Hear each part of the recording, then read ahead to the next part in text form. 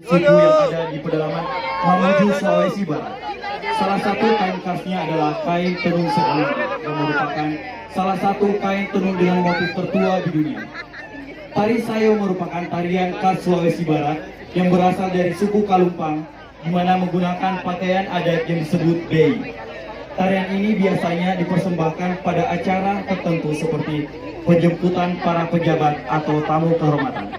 Tarian ini menjadi salah satu tarian yang terkenal di zaman pada saat kerajaan Pitu Lunasalu pada saat menduduki tanah Sulawesi Barat.